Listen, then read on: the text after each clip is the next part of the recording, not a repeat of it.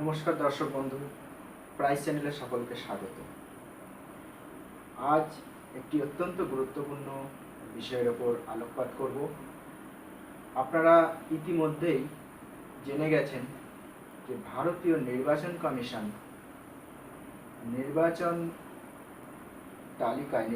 তালিকায় যে সমস্ত ব্যক্তিদের নাম রয়েছে, অর্থাৎ কিনা ভোটার তালিকায় যে সমস্ত ব্যক্তির নাম রয়েছে সেটার সত্যতা যাচাইয়ের জন্য, অথেন্টিসিটির জন্য ফর্ম 6B নতুন ফর্মের সূচনা করেছে। এই ফর্ম 6Bর সূচনা হয়েছে 1 আগস্ট 2022 থেকে। তার আগে এই ফর্ম 6Bর কোনো অস্তিত্ব ছিল না। এই ফর্ম 6B পূরণ করতে হবে সেই সমস্ত ব্যক্তিদের যাদের নাম ইতিমধ্যেই ভোটার তালিকায় রয়েছে। এই ফর্ম 6Bর মাধ্যমে আপনার আধার নম্বর ভোটার তালিকার সাথে সংযুক্ত হবে।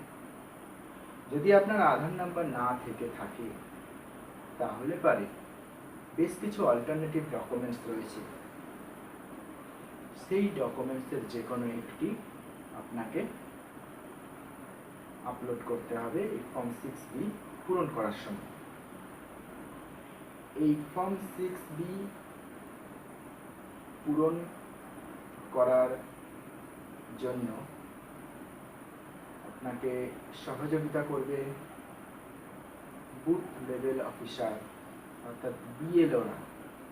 বিএলও হলো বর্তমানে ভারতীয় নির্বাচন কমিশনের নির্বাচক তালিকা প্রস্তুতের একদম সর্বনিম্ন স্তরের আধিকারিক। কিন্তু আমি আজকে আপনাদের এই ভিডিওর মাধ্যমে দেখাতে চলেছি কিভাবে আপনি নিজে আপনার হাতে থাকা অ্যান্ড্রয়েড সেটের মাধ্যমে এই ফর্ম 6B অতি সহজেই পূরণ করে ফেলতে পারেন। আপনারা হয়তো জানেন যে ভারতীয় নির্বাচন কমিশন গুগল প্লে স্টোরে ভোটার হেল্পলাইন নামে একটি অ্যাপস বেশ কয়েক বছর আগেই লঞ্চ করেছে।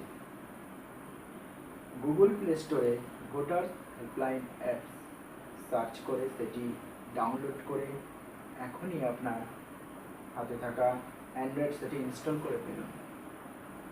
সেটি ইনস্টল করার পরে এই অ্যাপসের মাধ্যমে কিভাবে আপনি ফর্ম 6B পূরণ করবেন সেটা আমি স্টেপ বাই স্টেপ এই ভিডিওয় আলোচনা করব। আপনারা স্ক্রিনে চোখ রাখুন আর ভিডিওটা যদি অবশ্যই ভালো লেগে থাকে লাইক, শেয়ার, কমেন্টস করতে ভুলবেন না। চলুন দেখে নিই কীভাবে ফর্ম 6B, ভারতীয় নির্বাচন কমিশনের একটি নতুন ফর্ম, এটি মোবাইলের মাধ্যমে ফিল আপ করা যায়। আপনারা মোবাইল স্ক্রিনে ভোটার হেল্পলাইন অ্যাপসটির ইন্টারফেস দেখছেন। এটি আমি ওপেন করছি। Voter helpline app play store থেকে ইনস্টল করে নেবেন। এরপর অ্যাপসটি ওপেন করার পর একদম বাঁ সাইডের নিচে দেখেন এক্সপ্লোর অপশন রয়েছে। এই এক্সপ্লোর অপশনে ক্লিক করলে পারে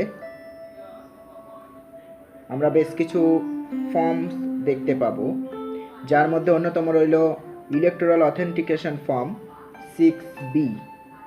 এই ফর্ম 6Bতে আমরা ক্লিক করব এবারে। এরপরে যে ইন্টারফেসটি রইল সেটি আপনারা স্ক্রিনে দেখছেন। তো এখানে নিচে দেখবেন লেটস স্টার্ট অপশন রয়েছে, তাতে ক্লিক করবেন। এরপর মোবাইল নাম্বার দেওয়ার জন্য একটি বক্স ওপেন হবে, সেখানে মোবাইল নাম্বারটি ইনপুট করবেন। এরপর সেন্ড ওটিপিতে ক্লিক করবেন। সেন্ড ওটিপিতে ক্লিক করার কিছুক্ষণের মধ্যেই, কয়েক সেকেন্ডের মধ্যেই একটা ওটিপি আপনার মেসেজ বক্সে আসবে।